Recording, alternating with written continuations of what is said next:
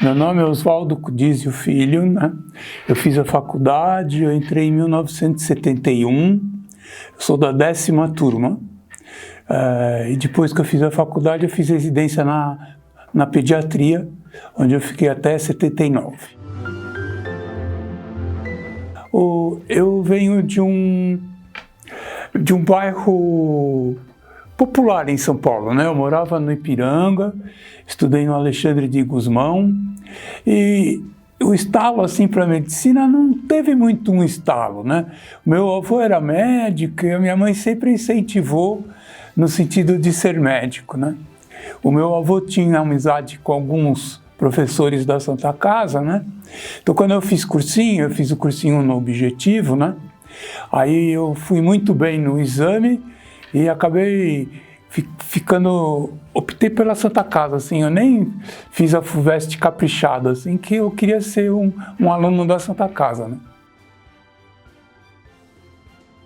Tinha informação do meu avô, né? O meu avô era amigo do Dr. Otacílio, que era o chefe da Otorrino, né? E eu acho que a minha primeira entrada na Santa Casa foi que eu vim fazer operação de amígdala aqui, quando eu tinha 5 anos. E eu via no cursinho, assim, eu via muito falar da filosofia da escola, né? Que era uma escola que tinha um ênfase nas ciências sociais e que eu gostava disso, que fazia um médico mais geral, né? Que os alunos da Santa Casa tinham mais prática, trabalhavam mais, né? Foi essas coisas mais ou menos que me orientou, né? Não foi uma escolha muito racional, não. Aí foi naquela época, o primeiro exame foi o do ABC, eu fui bem, depois eu fui Santa Casa, aí eu dei uma sorte, fui muito bem, né? Eu acabei ficando na Santa Casa mesmo, né? Que eu acho que foi uma escolha bem acertada, assim. Ela acabou preenchendo o que eu pensava da vida, assim. Acho que na escola eu podia dividir o meu período em 2 períodos, tá? Do primeiro ao terceiro ano, né? Porque assim, você vê, eu morava no Ipiranga, tinha uma criação bem italiana antiga, sabe? Não podia sair muito, né? Aí eu entro na Santa Casa, abre um mundo, assim, para mim, né? Aí tinha o coral da faculdade, que a gente convivia com os alunos de todos os anos, né? Tinha atlética e eu fiquei muito entusiasmado, assim, pela escola, pelas vivências que dava para acontecer na escola. Era uma escola gozada, né? Eu vejo meus filhos fizeram medicina, né? E eu vejo uma diferença, né? A gente passava o dia inteiro aqui na escola, parecia que os alunos mudavam para a escola, né? Era uma escola pequena, acho que eram 500 alunos, mais ou menos. Tinha uma outra característica que eu achei bem interessante, que não tinha muita hierarquia, né? Você tinha o aluno, o residente e os professores, né? E você convivia com todo mundo, né? A gente convivia com o diretor, né? Você tinha uma proximidade, né? Tanto que a gente pegava uns modelos de médico, né? Na época que eu fiz, tinha o Dr. Burru, que era todo mundo queria ser médico igual o Dr. Burru, o Dr. Atier, o Dr. Sanvito, né? Dr. Maffei, né? Então, nessa primeira fase, assim, da escola, eu acho que eu diria que na minha vida foi uma fase de deslumbramento, assim, sabe? Fazia todas as atividades da escola. Então, eu fui da atlética, fui do coral, fui da parte política, fui monitor, né? Então, eu acho que aproveitei bastante, assim, desse período, né? No terceiro ano, eu acho que começa uma mudança na minha vida quando eu conheço o Dr. Maffei. O Dr. Maffei, que fazia umas necrópsias, ele tinha uma maneira peculiar de ver a medicina, né? Foi uma coisa que começou a me calar, assim. Uma outra coisa que me marcou muito foi a passagem na pediatria, que eu não esperava, né? A gente, no terceiro ano, na minha época, a gente passava na pediatria e eu acabei ficando apaixonado lá pelas crianças, sabe? Tanto que quando eu entrei, não tinha a menor ideia de fazer pediatria e aquilo falou, não, eu tenho que fazer pediatria, assim, né? Quando eu entrei, eu tinha uma ideia de fazer psiquiatria, sabe? Ou fazer psiquiatria infantil, né? Uma coisa assim. Mas quando eu passei na pediatria, eu fiquei apaixonado, assim, aí... Por isso que eu chamo a segunda fase, né? Aí eu comecei a falar, não, para fazer pediatria eu tenho que estudar muita clínica, né? Então, aí eu comecei gradativamente a diminuir essa vida da atlética, de não sei o quê, e aumentar a parte acadêmica, né? A única coisa que eu não larguei foi o coral. Eu acho que o coral da faculdade, que tinha o Samuel Kerr, e a gente conhecia todo mundo de todos os anos, né? Foi uma atividade que eu mantive até o 6º ano, assim, né? Eu acho que me ajudou muito como médico, assim, fazer o coral, né? Foi a minha primeira viagem longe da família, foi para ir para um festival de coral no Rio Grande do Sul, que foi o ano do Chile, acho que foi o ano que eu estava no cursinho, né? Aí, quando eu entrei na faculdade, uma turma antes da minha se apaixonou pelo coral, o coral virou uma coisa enorme, tinha umas 100 pessoas, né? E eu acho que naquela época ele virou uma instituição, assim, da escola, né? Que tinha todos os alunos. A minha primeira viagem foi para o Rio Grande do Sul. Nós fomos 2 vezes em festival de coral, né? E tinha uma coisa de Santa Casa, né? Eu sempre achei que a Santa Casa era a melhor coisa que existia no mundo, assim. E depois que eu formei, fiz residência, eu fui fazer consultório, assim, meus filhos fizeram ABC, eu conheci colegas de outras escolas, né, que eu fui me abrindo que também tinham outras coisas legais em outras faculdades, né, mas acho que até uns 4 anos depois de formado, tudo era Santa Casa, os professores eram da Santa Casa, e o coral da Santa Casa era de um bairrismo que você não imagina. A gente tinha uma pega com o coral da USP que era terrível, assim, parecia jogo de futebol, assim, não podia ir no mesmo dia. E claro que o nosso coral era o melhor que existia. Comecei a estudar, naquela época a gente conseguia fazer uns trabalhos fora, né? E eu fazia puericultura. Aí, como essas coisas da música, isso também é interessante de eu contar, né? Porque eu fiz conservatório quando eu era jovem, que eu sou de família italiana, você tinha que estudar música, então os meninos tinham que estudar acordeon, né?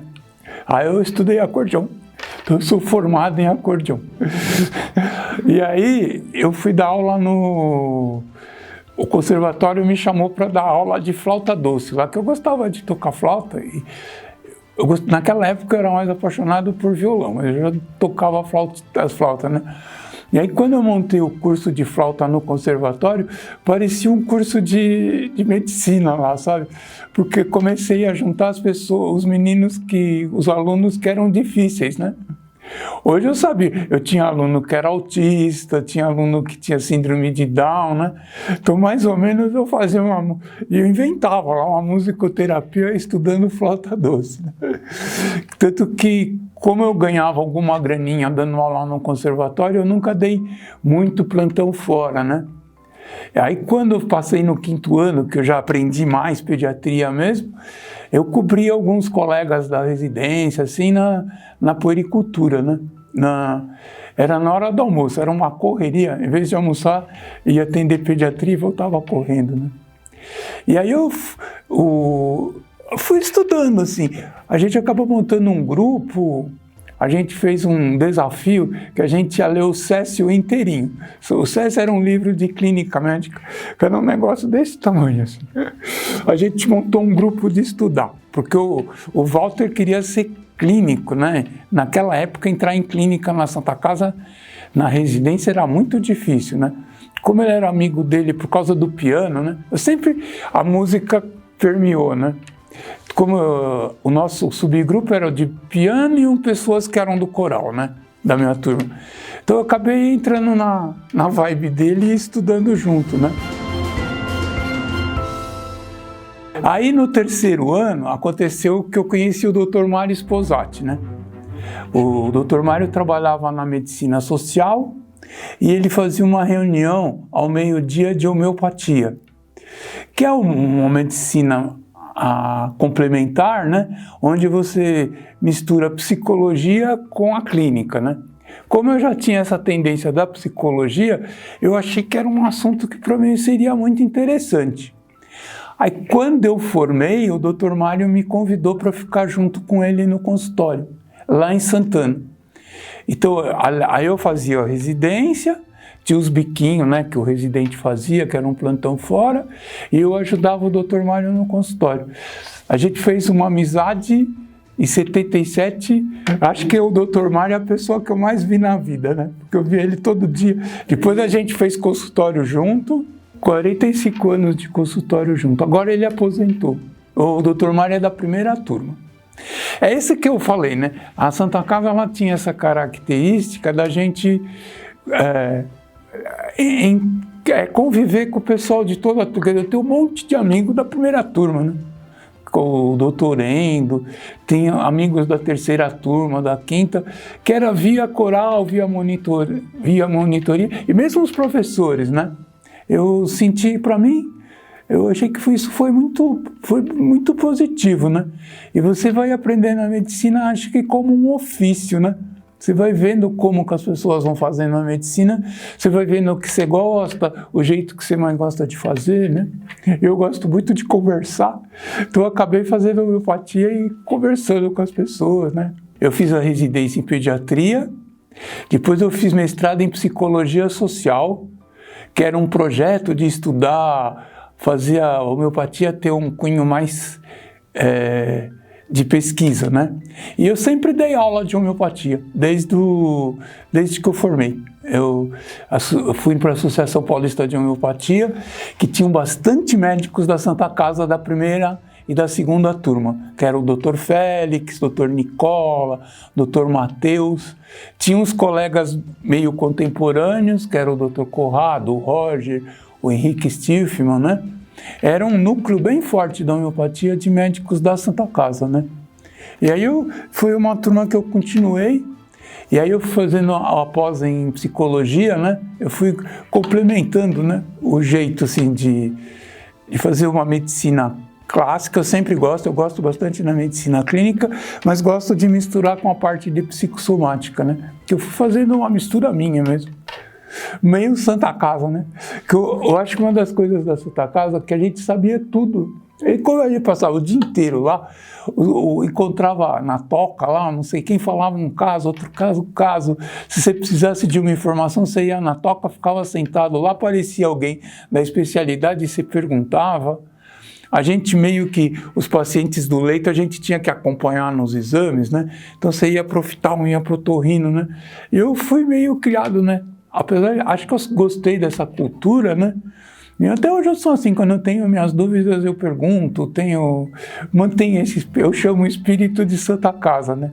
Primeiro que eu não sei tudo, eu falo pro professor, eu não sei tudo, mas eu sei onde perguntar. Eu acho que esse é um tipo de medicina que eu gosto de fazer, né? E hoje em dia, cada vez mais especializado, a gente não sabe tudo mesmo, quase impossível, né? Eu acho que o humanismo, o que a gente, na minha época, assim, a gente identificava o médico da Santa Casa de longe, né? Quando tinha uma história que era engraçada, que a gente tinha uma maneira de lavar as mãos quando entrava na cirurgia, né? Tinha um ritual que era de Santa Casa.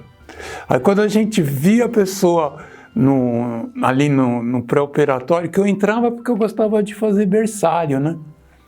Eu tinha o Dr. Berezin, que também é um médico que me influenciou bastante. Aí quando eu fiz residência, eu fazia bastante berçário, que você acabava entrando em centro cirúrgico, você encontrava o colega de Santa Casa, você via do jeito dele fazer o paramento, né?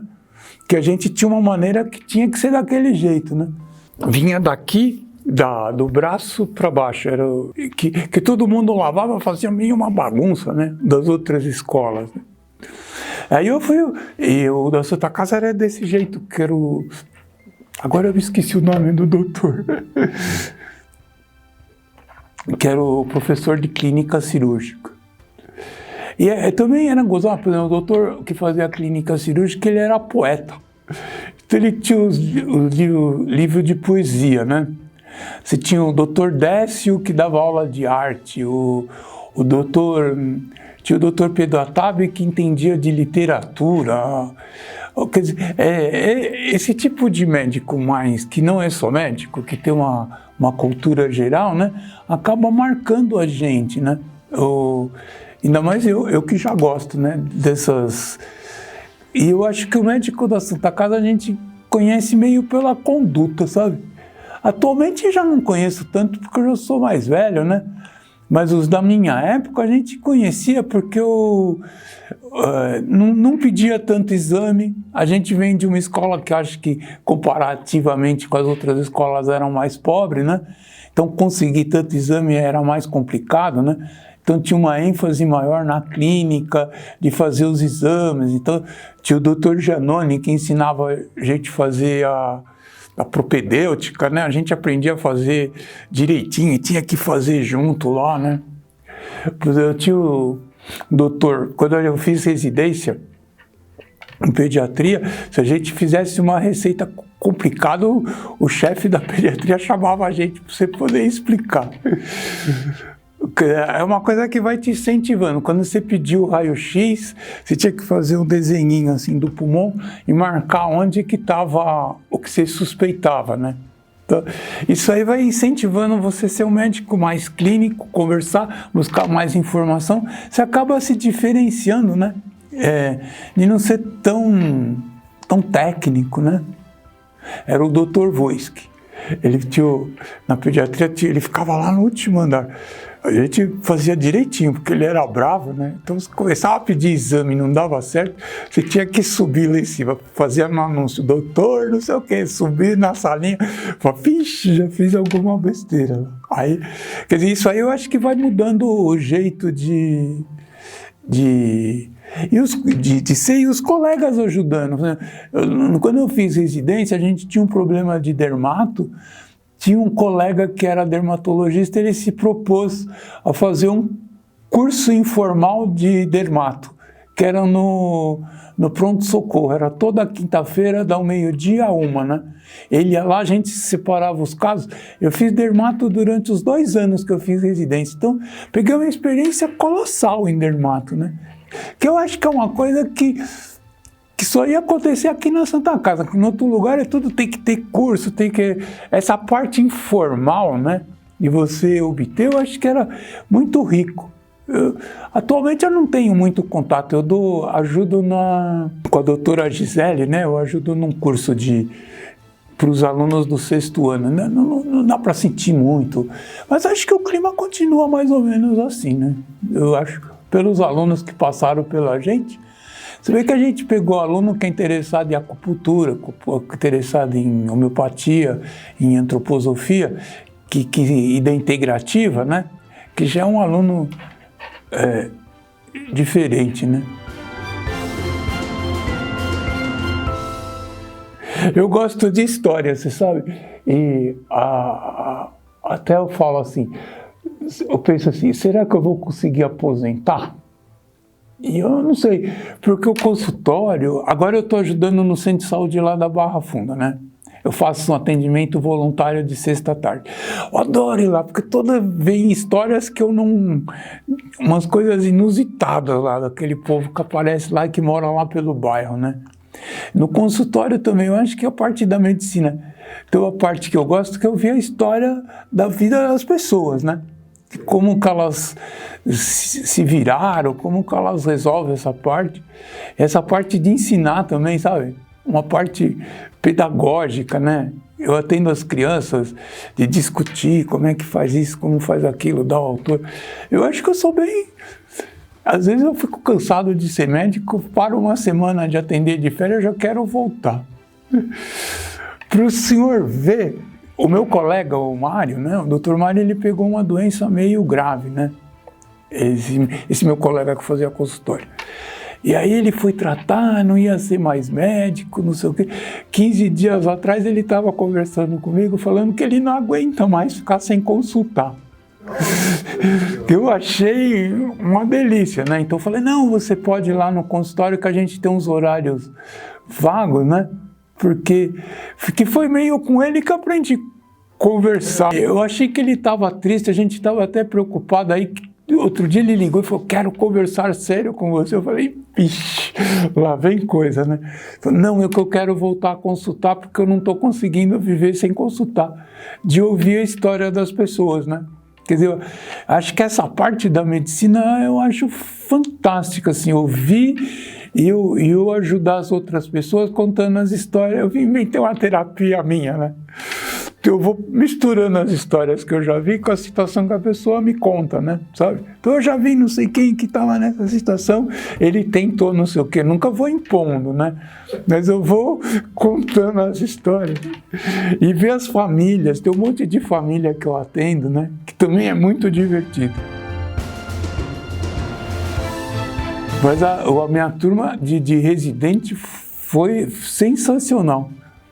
E foi uma turma que veio muita gente da Faculdade de Santo Amaro, sabe? Que se integraram nesse espírito Santa Casa, né? A minha mulher fala que o pessoal pega um sapo, põe o nome da gente e enterra no jardim lá. Porque você entrou lá na Santa Casa, parece que você comeu, não leu, você arranja um jeito de voltar. E essa semana eu vi uma médica que a filha dela fez residência aqui na Santa Casa, né? Não, acabou o curso agora e ela entrou na USP, entrou em todo lugar. Ela falou, mas ela quis ficar na Santa Casa. Eu falei, minha filha, já enterraram o sapo com o nome dela aí.